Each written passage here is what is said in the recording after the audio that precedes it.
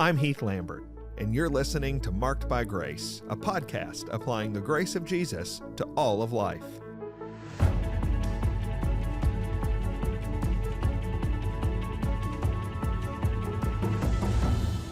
I love answering your questions each week on Marked by Grace. I try to always address things that are of interest to you and always try regularly to answer specific questions that you have asked. And several questions have come in lately about what it means to be a one-woman man, what it means to be the husband of one wife. If you are familiar with Paul's instructions in 1st and 2nd Timothy and in Titus called the pastoral epistles, you know that this language of being the husband of one wife is language that is used in those books to refer to qualifications for pastors and deacons. For pastors, the requirement turns up in 1 Timothy chapter 3, verse 2, where we're told that a pastor or an elder, an overseer must be above reproach, the husband of one wife. We read about it again in Titus chapter 1, verse 6. If anyone is above reproach, the husband of one wife.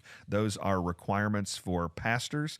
And then the requirement for a deacon is in 1 Timothy chapter 3, verse 12. It says, "Let deacons each be the husband of one wife." What does it mean for a pastor and a deacon to be the husband of one wife? If you know the Greek language that leads to our English translation, you know that in the Greek in those places, the Bible actually literally says a one-woman man. A pastor is supposed to be a one-woman man. A deacon is supposed to be a one-woman man.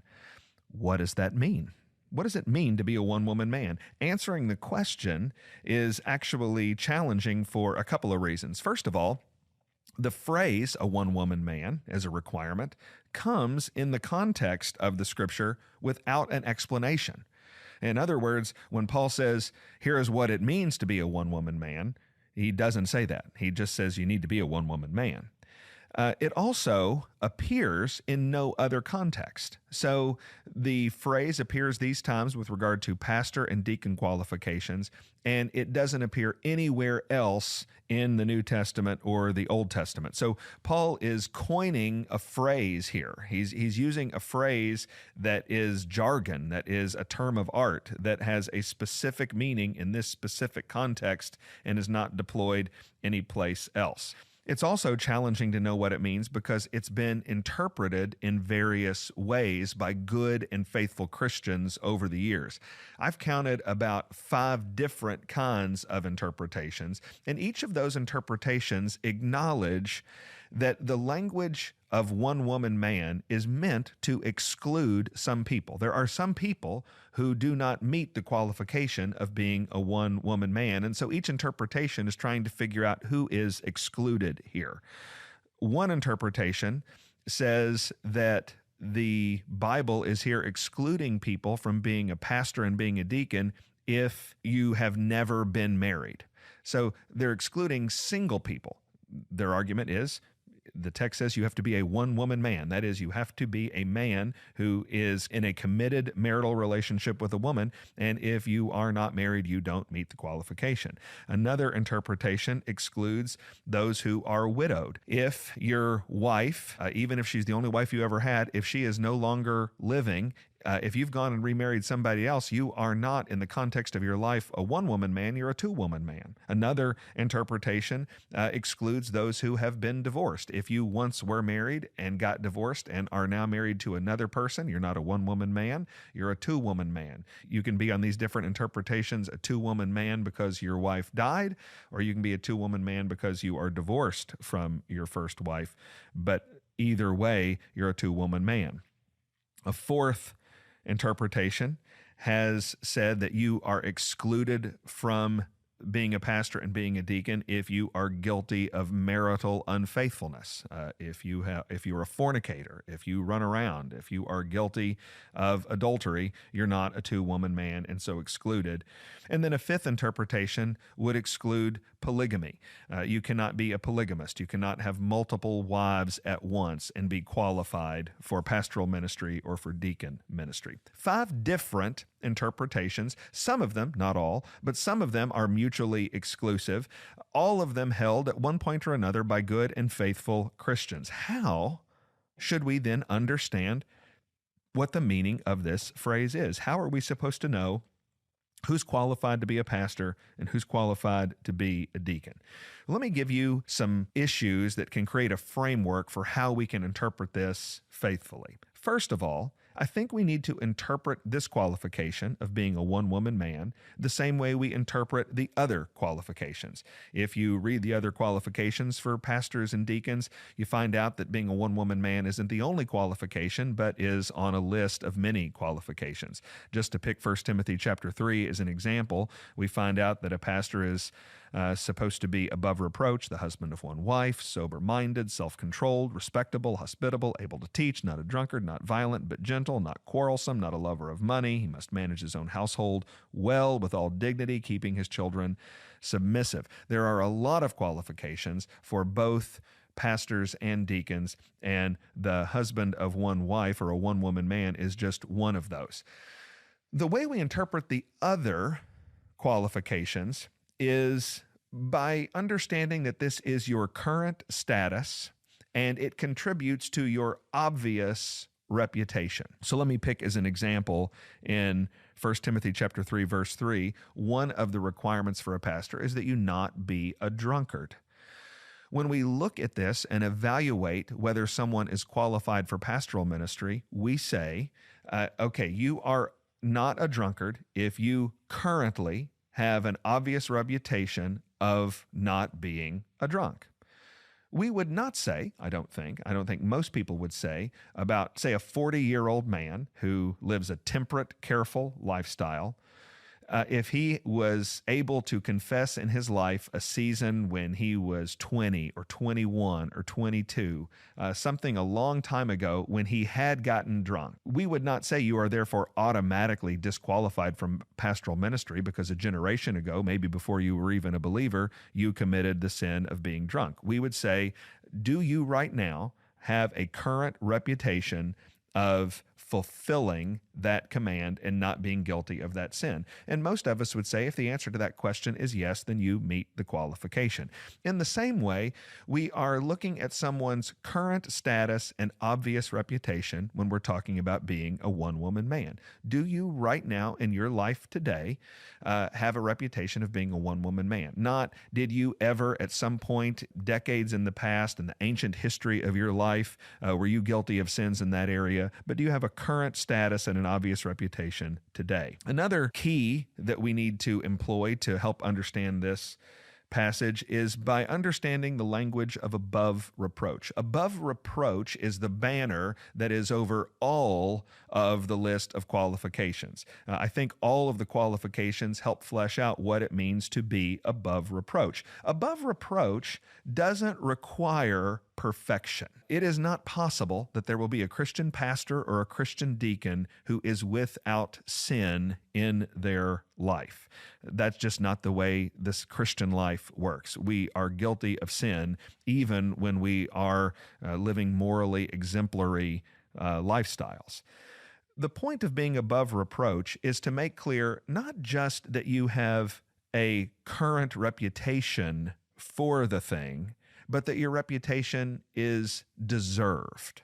So going back to the example of drunkenness, not being a drunkard needs to describe your current status and obvious reputation. Above reproach adds to that you deserve that reputation. We could imagine a situation where someone has a reputation for being a drunk, but they don't deserve it because they leave town and they get drunk, or they get drunk on the weekends when nobody's looking. And everybody might say, wow, what a really temperate, faithful person, but they don't deserve the reputation because of quiet, secret sin in their life. Same thing with a one-woman man. Being a one-woman man needs to describe your current status and obvious reputation reputation, but you need to deserve that reputation. One other key to interpret the meaning of this verse, the meaning of this requirement, is to let the language be unique. One of the problems with various Christian interpretations of what it means to be a one-woman man is we take this unique language that is clearly intended by the Apostle Paul to be a unique set of language, uniquely in the list of requirements for pastors and deacons, and we try to translate it into something else that makes sense to us. Well, the Apostle Paul didn't specify you must not be divorced, or you must not be widowed, or you must be single. He didn't say any of those things. He said you've got to be a one-woman man. He could have written anything he wanted under the inspiration of the Holy Spirit, but what he said is you've got to be a one-woman man. And so I'm going to say it's interpretive laziness to take a unique phrase and then take a different phrase and say, well, it must mean that.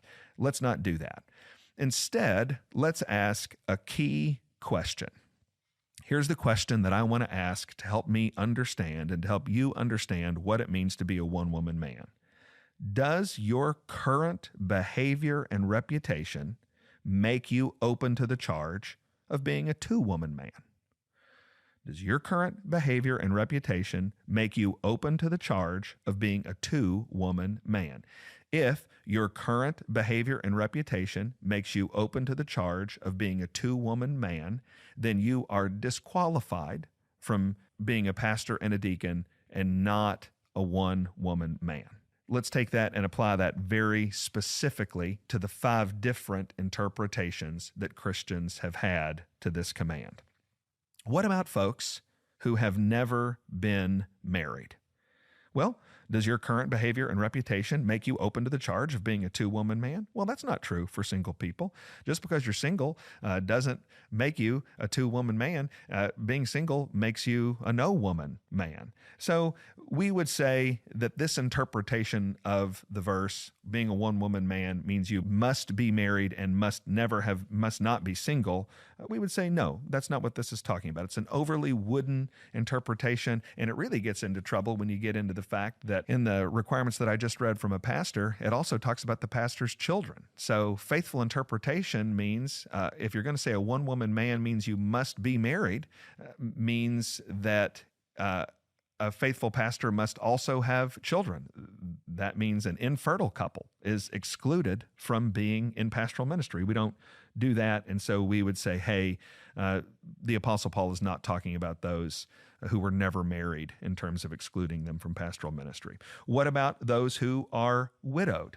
If you are widowed, does that make you a two-woman man? The answer to that question is no. The Apostle Paul in Romans chapter 7 makes it clear that the death of your spouse ends the marriage covenant.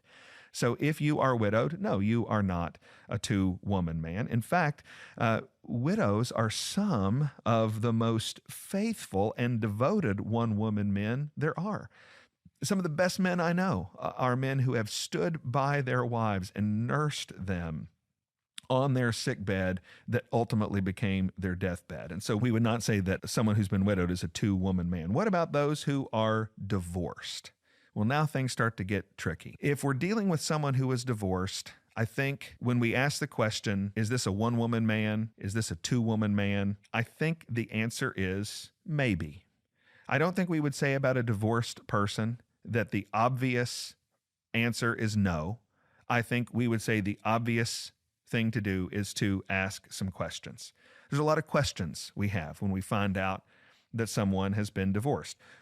Were you a believer when you got divorced? Was the divorce your fault? Was the divorce a long time ago? How many divorces are we talking about? I think we need to be case specific here. Being a one-woman man means being a one-woman man. The Apostle Paul didn't say you must not be divorced. I think we can imagine situations where a divorced man does not have the current status and obvious reputation of being a two-woman man. If we're talking about somebody who had multiple divorces that were their fault, that have happened since they've been a believer, and that is their reputation, I think we're talking about someone who is not a one-woman man. But if we're talking about somebody who decades ago when they were an unbeliever who was left by their spouse through no fault of their own, and they have since become a believer and have since lived and served faithfully with their one wife, I think we would say they do have a current status and an obvious reputation of being a one-woman man. What about marital unfaithfulness? Another interpretation. Well, for people who are guilty of adultery, I think we need to say, yep, we're moving right into the very sort of thing that the Apostle Paul was intending to forbid when he said you need to be a one-woman man. If you are being unfaithful to your wife, you are not a one-woman man. When we talk about this sin, we're talking about those who are in the most jeopardy and the most obviously not meeting the qualifications to be a pastor and a deacon. Now, I would also say that for those who have committed adultery in the past, there is a chance for their one day being in alignment with the qualifications. If we're talking about adultery that happened a long time ago, again, even before you were a believer, but if this has been decades in the past, there has been repentance, there has been faithfulness since then, there is a strong and a growing marriage, and everybody in the church who would look at their life and say, you know what, those two people are in love, they are faithful, and this man is an exemplary husband.